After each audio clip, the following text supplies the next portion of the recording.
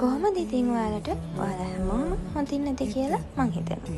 ඔයාලා බලන ඇති නේද මේ මොකද මේ රෑ තිස්සේ වීඩියෝ එකක් අරගෙන ඉවර වෙලා මේ මොකද මේ ඉරේ ෆොටෝ එකකුත් අරගෙන වීඩියෝ කරලා දාලා තියෙන්නේ කියලා.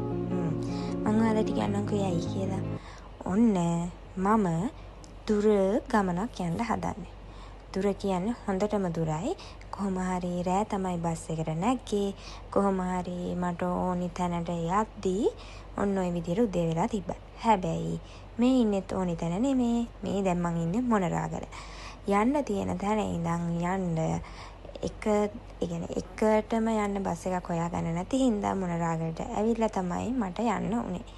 කොහොම හරි මොනරාගලට ඇවිල්ලා මට යන්න ඕනි තැනට යන බස් එක තිබ්බේ 8:00ට. ඉතින් අපි ඉදී 7යි ගානක් වෙලා 8:00 බස් එකේ එනකන් ඉඳලා දැන් ඔන්න මං ඒ බස් එකට නැග්ගා.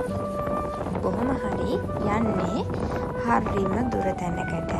හැබැයි මං හිතුවේ නෑ මේ යන පාරේ ගස් මෙන්න මේ විදියට ලස්සනට කොළ පාට තියෙවි කියලා. මං ඉස්සෙල්ලාම තමයි මේ යන්නේ. මං බලාපොරොත්තු වුණේ කිසිම ගස් නැති හරීම වියලි පැත්ත. ඔන්න ඔය දැන් පෙන්නන්නේ. අන්න ඒ විදියට තමයි මං හැම තැනම බලාපොරොත්තු වුණේ. හැබැයි ඊට වඩා ගොඩක් ලස්සනට තිබ්බා. යනකනුයි එනකනුයි මං කරේ චූටි වීඩියෝ විතරක් තමයි ගත්තේ. ඊට පස්සේ නිදාගත්තා. කොහොම හරි අපි බුකින් දාලා ඉවර වෙලා බුක් කරපු තැනට ගිහිල්ලා බයික් එකක් රෙන්ට් එකට ගත්තා. බයික් එකක් රෙන්ට් එකට අරගෙන ඉස්සල්ලාම කරේ දවල්ට කන්න කිව්ව එක. මොකද උදේට කාලත් නැහැ. හරිම බඩගින්නේ තමයි හිටියේ. කොහොම හරි උදේට දවල්ට ඔක්කොටම අල්ලලා එකපාරක් කන්න ගියා. හොඳ වැඩේ කියන්නේ ටැමිල් කඩේකට ගියේ. ටැමිල් කියව ගන්න පුළුවන් හින්දා යාන්තමට බේරුණා. ටැමිල් කෑම තමයි කන්න උනේ දවස් 30. ඊට පස්සේ තමයි අපි ආවේ ආරුගම්බේ බීච් එක. ඇත්තටම අපි ගියේ ආරුගම්බේ බීච් එකට ගියේ ආසාවක් තිබ්බා සර්ෆින් කරන්න. ආරුගම්බේ සර්ෆින් වලට ප්‍රසිද්ධයිනේ. ඉතින් ඒක නිසා තමයි ආරුගම්බේ ගියේ දවල් වෙලා ගියේ සර්ෆින් කරන්න පුළුවන්ද කියලා බලන්න. කොහොම හරි කාලා එතන බලලා ඉවර වෙලා මේ තියෙන්නේ අපි නැවතිලා හිටපු තැන තිබ්බ බීච් එක. කොහොම හරි හවස් වෙලා එළියට බහිද්දි මෙන්න මේ විදියට ඒ කියන්නේ කලපුවක් වගේ තිබ්බේ. ඇත්තටම කලපුවේ මේ අංකල්ලා මාළු අල්ලනවා. ගොඩක් ඇත්තටම කිව්වොත් ආරුගම්බේ ඉන්නේ ගොඩාක් ටැමිල් කට්ටිය. එයාලට සිංහල කතා කරන්න පුළුවන්. හැබැයි ගොඩාක් දුරට සිංහල බෑ එයාලට කතා කරන්න. කොහොම හරි කාලේ ඉවර වෙලා ඇවිල්ලා නිදාගත් එක තමයි කරේ. ඇත්තටම ගමන් මහන්සියලත් එක්ක. මොකද පැය 12ක් විතර බස් එකේ ආවා. ආරුගම්බේට එන්න බස් තියෙනවා. හැබැයි ඒවා එක ටයිම් වලට තමයි තියෙන්නේ. ඊට පස්සේ ආයේ නිදාගෙන ඇහැරලා හවස් වෙලා ආයේ ආවා ආරුගම්බේ සර්ෆින් කරන්න. මොකද දවල් සර්ෆින් කරන්න තිබ්බේ නැහැ. කොහොම හරි නියම වෙලාවට තමයි සර්ෆින් කරන්න ආවේ. මොකද ඉර බහින වෙලාව කියන්නේ මොහොතක් ළඟ ඉඳගෙන ජීවිතේ විඳිනවා නම් විඳින්න පුළුවන් උපරිමයටම තැනක්. මොකද සන්සෙට් එකක් ජීවිතේ විඳිනවා කියන්නේ මගේ ජීවිතේ තිබ්බ එක හීනයක්. ඒ කියන්නේ මුහුද ළඟ ඉඳගෙන සන්සෙට් එකක් එක්ක ජීවිතේ විඳිනවා කියන එක බලන්න. මේ අහස මොන තරම් ලස්සනද කියලා. ඇත්තටම මම මේ මොහොතේ මාර විදියට ඒ කියන්නේ මම ෆීල් වුණා මට මේ තැන. ඒ වගේම තමයි හවස් වෙන්න ආරුගම්බේ බීච් එක කියන්නේ පුදුමාකාර ලස්සන තැනක්. ඔයාලට කියන්න ඕනි නියම තැනක් තමයි මේ තොරම්බල් කරත්තයක්. ආරුගම්බේ බීච් එකේ තියෙනවා මේ වගේ ලස්සන තොරම්බල් කරත්තයක්. සිප්පි කටු ඊට පස්සේ එක ගල් ඒ වගේ ඒ වලින් හදපු අඩු ගණන් වලට තියෙන තොරම්බල් කරත්තය තමයි ඒක. මගේ ජීවිතේ කහපාට ලයිට් කියන්නේ මාර හීනයක්. ඉතින් මං හරි ආසයි මෙන්න මේ වගේ කහපාට ලයිට් මැද්දේ යන්න. ඉතින් අර සර්ෆින් කරලා ඉවර වුණාට පස්සේ ඉර බලලා ඔක්කොම කරලා රෑ වුණානේ. රෑ වුණාට පස්සේ මෙන්න මේ විදිහට තමයි ආරුගම්බේ බීච් එකේ ලස්සනට පේන්නේ. එයාත් දෙවත් තියෙන ෂොප්ස් වලට මේ විදිහට ලයිට් දාලා තියෙනවා. හැබැයි අපි ආපු කාලේ නම් වැරදි. මොකද ආරුගම්බේ කියන්නේ මං ගියපු කාලේ සීසන් එක ඉවර වෙනවා.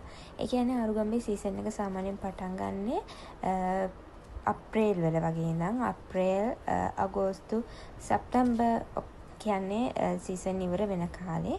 ඒ කියන්නේ ආරුගම්බේ සීසන් එක ඉවර වෙනවා කියන්නේ ඩවුන් සවුත් සීසන් එක පටන් ගන්නවා. ඉතින් මම මේ ටික විඳ යද්දී මේ වගේ ස්කේටින් බෝඩ් එකට චූටි පැංචෙක් ලස්සනට ස්කේට් කර හිටියා. ස්කේටින් කර හිටියා. ඇත්තටම මට නම් බෑ. එයාගෙන් ඉල්ලුවට පස්සේ දෙනවද කියලා අහුවට පස්සේ එන්න කියලාත් කිව්ව හින්දා චුට්ටක් එකත් ඉඳලා පස්සේ කොහොම හරි මේ ලයිට්ස් බල ආපහු රැට කෑමත් අරගෙන නැවතිලා ඉන්න තැනට ගියා. රැට කෑවා. හැබැයි කෑවේ මොනවද කියලා නම් ඇත්තටම වීඩියෝ කරන්න අමතක වුණා මට. අනික් එක ඔයාලා කවුරු හරි මේ වීඩියෝස් බලනවා නම් මට ඔයාලට කියන්න ඕනේ අනිත් දේ තමයි මගේ වීඩියෝස් ක්වොලිටි නැතුව ඇති, පර්ෆෙක්ට් නැතුව ඇති. හැබැයි මම මේ වීඩියෝස් අප්ලෝඩ් කරන්නේ ඇත්තටම මගේ ජීවිතේ මතක හිටින දේවල් මට මගේ මතකේ තියාගන්න ඕනි නිසා ඒවා කවුරු හරි බැලුවොත් එහෙම ඒ කට්ටියට සතුටක් දෙන්න. ඒ වගේ තමයි යාට මොන හරි ගන්න දෙයක් තියෙනවා නම් මේ වීඩියෝස් වලින් ගන්න තමයි මම ඇත්තටම වීඩියෝස් අප්ලෝඩ් කරන්නේ. වැරදි ගොඩාක් ඇති. ඒවට ඇත්තටම සමාව ඔයාලට මොන හරි දැනගන්න ඕනේ දෙයක් තියෙනවා කමෙන්ට් එකක් දාන්න. ඊයේ හවස සන්සෙට් එක බැලුවානේ. ඊට පස්සේ උදේම ඇහැරලා මං ආවා සන්රයිස් එක බලන්න. ඇත්තටම අපි හිටපු තැන ඉඳන් බීච් එකට තිබ්බේ හරිම චූටි දුරක් මීටර 30ක් වගේ. ඉතින් හරිම ලස්සනයි. මේ වෙලාවේ මේ පේන කලර්ස් වලට වඩා ඇත්තටම තිබ්බ පාටවල් ඇත්තටම හරිම ලස්සනයි. හරිම සීතලයි. කියන්න වචන නැහැ. මෙන්න මේ වගේ බව් යාළුවෙකුත් හම්බුණා. හරිම හුරතල්. බලන්න කරන කෝලන් ටික එයා කියන්නේ හුරතල් කරන්න කියලා. නෙට් වනමන. එයාලගේ ලොම් එහෙම හයි වෙලා. මොකද මුහුදු වතුර, මුහුදු හුළඟ ඒවත් එක්ක එයාලා පුරුදු වෙලා එයාලගේ ලොම් එහෙම ඒ විදියට හයි වෙලා. මුකුත් තරම් ගියේ නැහැ. මම ලොකුම ලොකු ටී-ෂර්ට් එකක් අඳන් ඉන්නේ මොකද මට සීතලයි. සන්රයිස් එක බලලා ඇවිල්ලා අපි කරේ ආපහුට නිදාගත්තු එක. ඊට පස්සේ උදේට කාලා අපි ගියා මුහුදු මහා විහාරය බලන්න. ඔයාලා දන්නවනේ මුහුදු මහා විහාරය තියෙන්නේ පොතුවිල් වල. ඒ වගේම තමයි මුහුදු මහා විහාරයට අවුරුදු 2000කට වඩා පැරණි ඉතිහාසයක් තියෙනවා කියලා සඳහන් වෙනවා. මුහුදු මහා විහාරය තුල විශාල බුදු පිළිමයක්, ඒ වගේම තමයි පැරණි නටබුන් මෙහිදී අපිට දකින්න පුළුවන්. ඒ වගේම තමයි ආරුගම්බේ යන විශාල ප්‍රමාණයක් වූ සංචාරකයන්ගේ ට්‍රැවල් ඩෙස්ටිනේෂන් එකක් විදිහට මුහුදු මහා විහාරය අපිට සලකන්න පුළුවන්.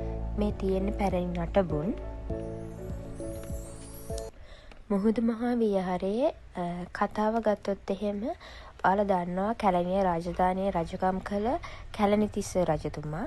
කැලණිතිස්ස රජතුමා බෞද්ධ භික්ෂුවක් කෙරෙහි වැරදි සැකයක් ඇති කරගෙන එම භික්ෂුවට දඬුවම් කරලා තියෙනවා. පසුව මෙම ක්‍රියාව හේතුවෙන් දෙවියන් කෝප වූ බවට ජනතාව විශ්වාස කරා. මොකද එහෙම වෙන්න හේතුව විදිහට මේ සඳහන් වෙන්නේ මුහුද ගොඩ ගැලුවා කියන කාරණාව. ඒ සම්බන්ධයේදී ජ්‍යොතිෂවේදීන් කියලා තියෙනවා පිරිසිදු කුමාරිකාවක් මුහුදට බිලි දෙන්න ඕනි කියලා. ඒ අවස්ථාවේදී විහාර මහදේවිය කියන්නේ කැලණිතිස්ස රජතුමාගේ දියණියන් මුහුදට කැමැත්තෙන් බිලි වෙන්න කැමති වෙලා තියෙනවා.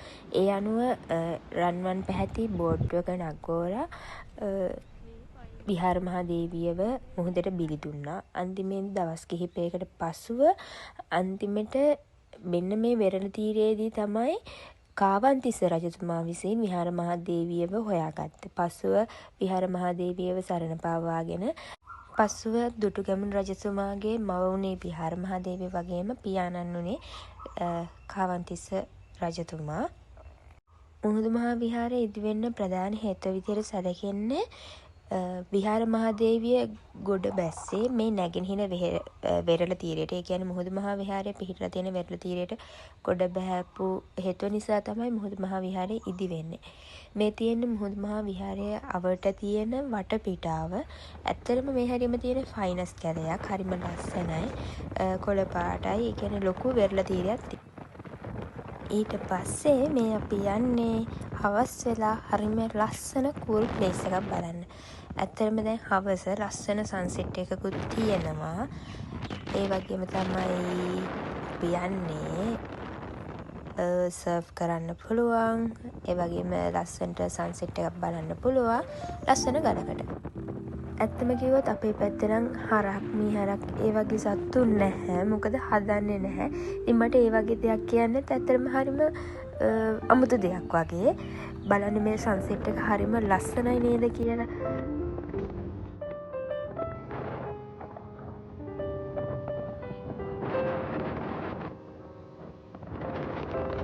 යන තැනට ආරුගම්බේ ඉඳන් ටිකක් දුර යන්න තිබ්බ. ඇත්තටම කිව්වොත් විනාඩි 15ක 20ක විතර දුර ගමනක් තමයි යන්න තිබ්බේ.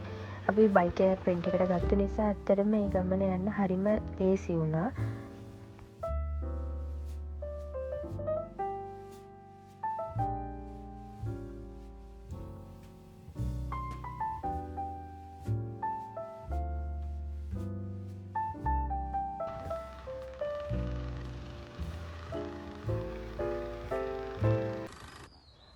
අපිට හම්බුනේ ස්කූටර් එකක් වුණාට ඒක නිකන් හරියට සද්ද ට්‍රැක්ටර් එකක් යනවා වගේ නේද? ඔන්න අපි දැන් හරියටම පටන් ගන්න තැනට ඇවිල්ලා තියෙන්නේ. එතනින් අපි ආපු වාහන මොන හරි තියෙනවා නම් නවත්තලා අපිට ටික දුරක් පයින් යන්න වෙනවා. බලන්නකෝ මේ වටපිටාවත් හරිම ලස්සනයි. මේ තැන්වල නවතින්නත් පුළුවන්. මේ හරියට කියන්නේ පානම කියලා. අපි දැන් ඇවිල්ලා තියෙන්නේ එලිෆන්ට් රොක් එක බලන්න. මේකට එලිෆන්ට් රොක් කියන ප්‍රධාන හේතුව තමයි මේකේ පෙනුම හරියට අලියෙක්ගේ වගේ. ඒක නිසා තමයි මේකට එලිෆන්ට් රොක් කියලා කියන්නේ.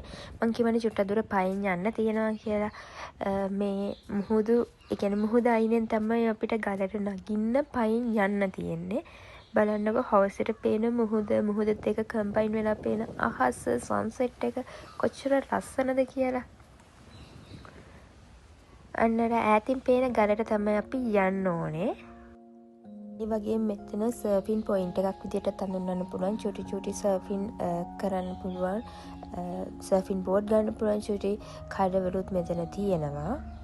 අපි දැන් මේ ගලට නගින ගමන් ඉන්නේ. ඇත්තටම මේ ගලට නගින තැනදී පේන වටපිටාව හරිම ලස්සනයි. මේ තෙන්ට යන්න තියෙන පාරත් හරිම ෂෝක්. බලන්නකො ගස් අස්සෙන් එහෙම යන්න තියෙන්නේ. යන ගමන් පිස්සෙක් වගේ මම වතුරට සෙරප්පුවත් වට ගත්තා.